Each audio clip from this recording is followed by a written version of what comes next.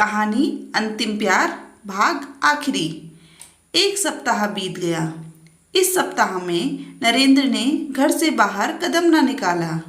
घर में बैठा सोचता रहता, किसी न किसी मंत्र से तो साधना की देवी अपनी कला दिखाएगी ही।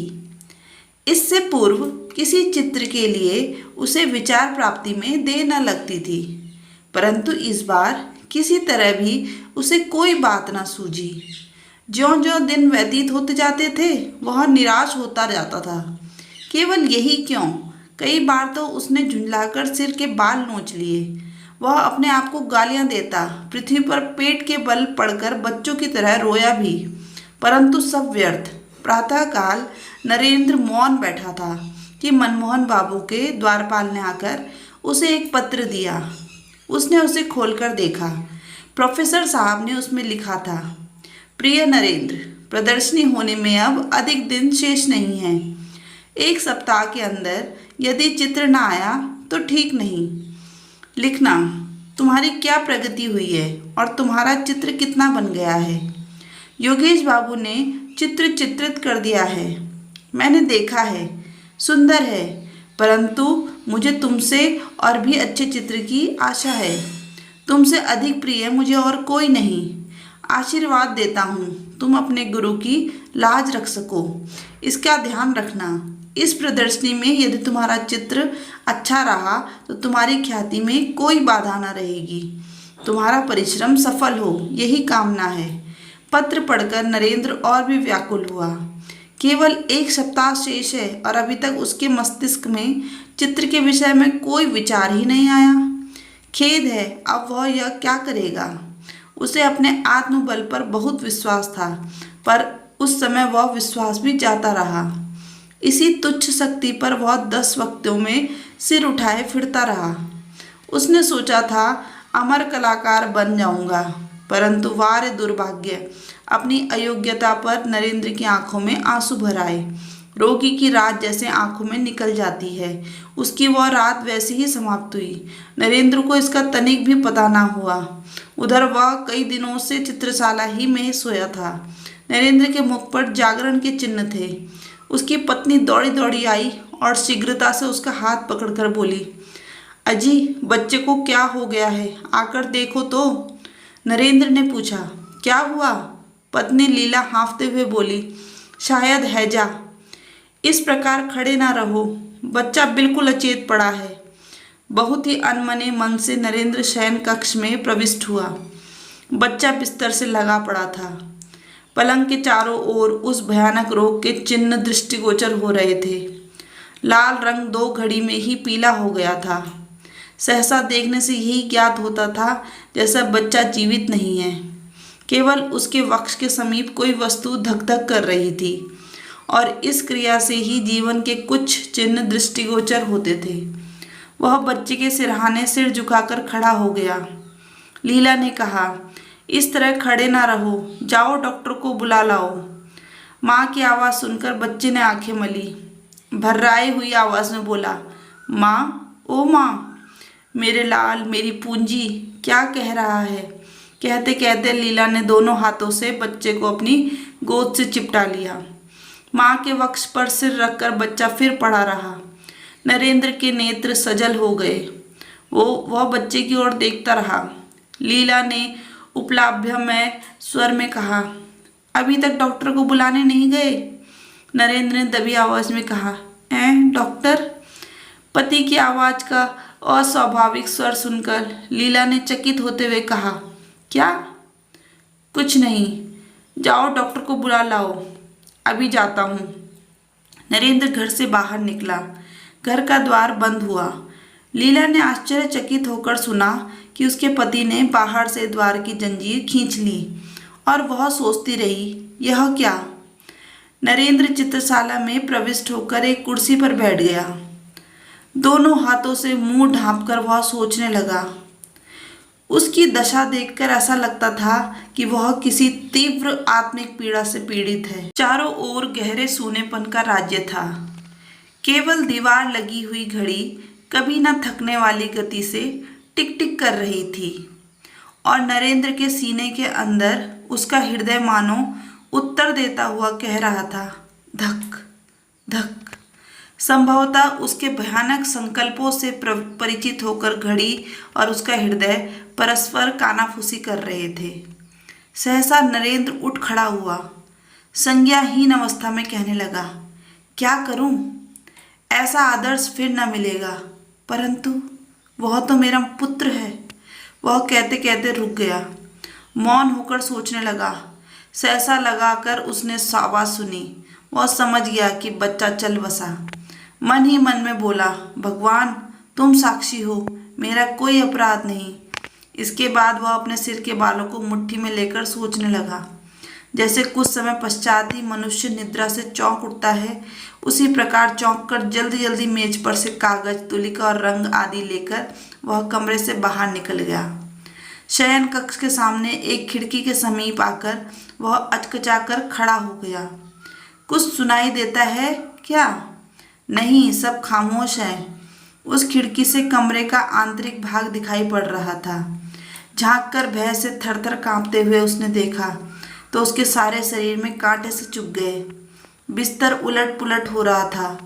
पुत्र से रिक्त गोद किए माँ वहीं पड़ी तड़प रही थी और उसके अतिरिक्त माँ कमरे में पृथ्वी पर लौटते हुए बच्चे के मृत शरीर को दोनों हाथों से वक्ष स्थल के साथ चिपटाए, बाल बिखरे, नेत्र विस्फारित किए बच्चे के निर्जीव होठों को बार बार चूम रही थी। नरेंद्र की दोनों आंखों में किसी ने 2 सलाखें चुभा दी हों।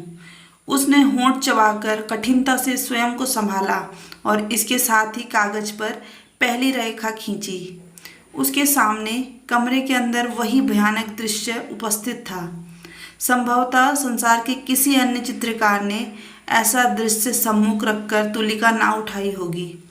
देखने में नरेंद्र के शरीर में कोई गति न थी, परंतु उसके हृदय में कितनी वेदना थी उसे कौन समझ सकता है।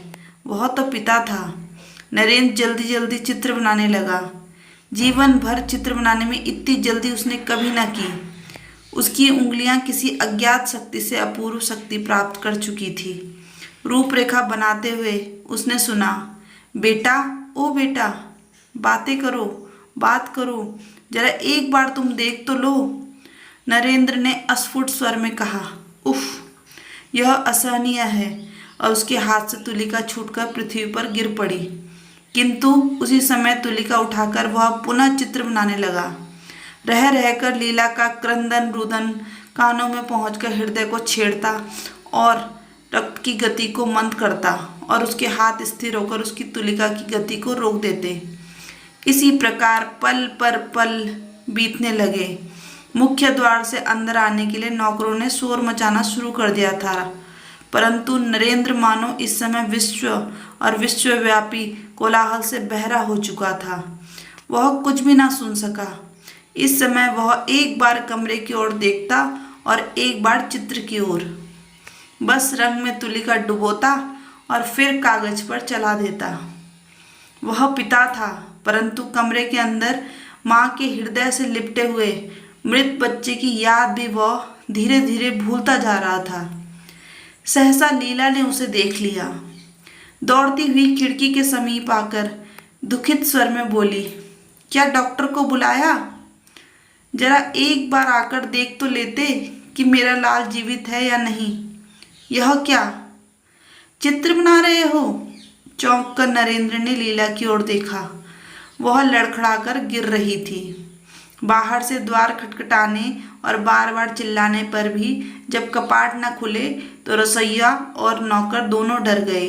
वे अपना काम समाप्त करके प्राय संध्या समय घर चले जाते थे और प्रातःकाल काम करने आ जाते थे।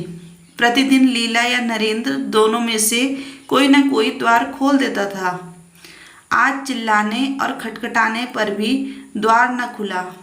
इधर रह रहकर लीला की क्रंदन ध्वनि भी कानों में आ रही थी। उन लोगों ने मोहल्ले के कुछ व्यक्तियों को बुलाया। अंत में सबने सलाह करके द्वार तोड़ डाला। सब आश्चर्यचकित होकर मकान में घुसे।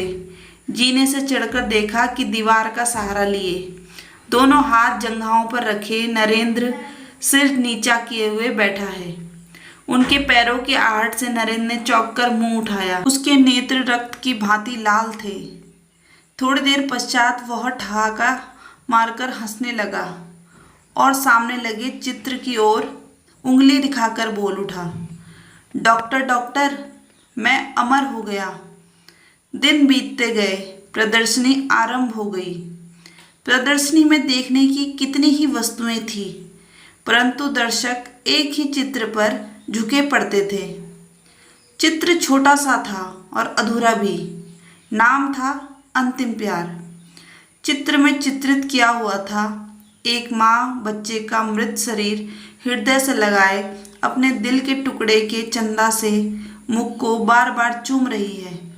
शोक और चिंता में डूबी हुई माँ के मुख, नेत्र और शरीर में चित्रकार की तुलिका ने एक ऐसा सूक्ष्म और दर्दनाक चित्र चित्रित किया कि जो देखता उसी की आंखों से आंसू निकल पड़ते। चित्र की रेखाओं में इतनी अधिक सूक्ष्मता से दर्द भरा जा सकता है, यह बात इससे पहले किसी के ध्यान में ना आई थी। इस दर्शक समूह में कितने ही चित्रकार थे। उनमें से एक ने कहा, देखिए योगेश बाबू, आप क्या कहते हैं? योगेश बाबू उस समय मौन धारण किए चित्र की ओर देख रहे थे। सहसा प्रश्न सुनकर एक आंख बंद करके बोले, यदि मुझे पहले से ज्ञात होता तो मैं नरेंद्र को अपना गुरु बनाता। दर्शकों ने धन्यवाद, साधुवाद और वाह वाह की झड़ी लगा दी, परंतु किसी को भी मालूम न हुआ कि उस सज्जन पुरुष का मूल्य क्या है जिसने इस चित्र को चित्रित किया है। किस प्रकार चित्रकार ने स्वयं को धूलि में मिलाकर रक्त से इस चित्र को रंगा है, उसकी यह दशा किसी को भी ज्ञात न हो सकी। दोस्तों, आज की कहानी आपको कैसी लगी हमें कमेंट में ज़रूर बताइएगा, और अगर आपने अभी तक हमारे चैनल को सब्सक्राइब नहीं किया है तो ज़रूर सब्सक्राइब कर दीजिए और बेल आइकन भी दबा दीजिए, जिससे आपको हमारे लेटेस्ट वीडियोस की नोटिफिकेशन मिलते रहे। कहानी पूरी सुनने के लिए धन्यवाद।